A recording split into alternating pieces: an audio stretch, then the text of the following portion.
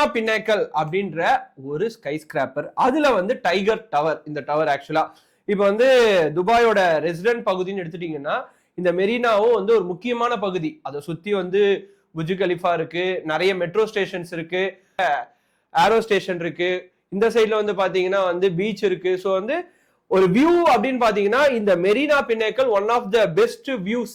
அதாவது நீங்க மேல இருந்து பார்க்கும்போது துபாயே தெரியும் அப்படின்னு. ஒரு இது ஆக்சுவலா 77 அடுக்கு பில்டிங். நீங்க ஒரு 60வது அடுக்கு ஒரு 50வது அடுக்குலாம் மேல இருந்து பாத்தீங்கன்னா மொத்த துபாயே தெரியும். ஸோ அந்த அளவுக்கு ஒரு வியூ இருக்க ஒரு ரெசிடென்ட் அபார்ட்மெண்ட், கூட கமர்ஷியல் பில்டிங்ஸ் இதுக்குள்ளேயே இருக்கு. ஸோ 77 அடுக்கு, கிட்டத்தட்ட 180 மீட்டர் ஹைட் கொண்ட இந்த பில்டிங்ல நேத்தி, அதாவது வெள்ளிக்கிழமை நைட் வந்து திடீர்னு வந்து பயங்கரமான ஃபயர். என்னன்னா 67வது ஃப்ளோர்ல வந்து ஒரு பயங்கரமான ஃபயர். இதுல என்ன ஒரு ஹைலைட்னா, அங்க இருந்த நிறைய பேருக்கு தெரியல, அந்த பில்டிங்குள்ள இருந்த நிறைய பேருக்கே தெரியல என்ன நடக்குது ஏது நடக்குது அப்படின்னு சொல்லி.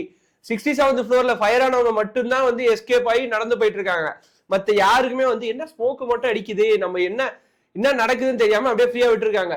அன்டில் என்னன்னா ஃபயர் வெஹிக்கிள்ஸ் இல்ல எமர்ஜென்சி வெஹிக்கிள்ஸ் எல்லாம் வந்து அலாரம் கொடுத்து பயங்கரமா இவங்களெல்லாம் வந்து கீழே வாங்கன்னு சொல்ற வரைக்கும் இவங்களுக்கு எல்லாம் பெருசா தெரியல. ஏன்னா ஒரு 9:30க்கு அப்புறம் ஃபயர் நடந்திருக்கு. இட்ஸ் ஆல்மோஸ்ட் நைட் டைம்ல நடந்திருக்காங்க. நிறைய பேர் வந்து பெட்டுக்கே போயிட்டாங்க தூங்கலாம் அப்படின்னு சொல்லி.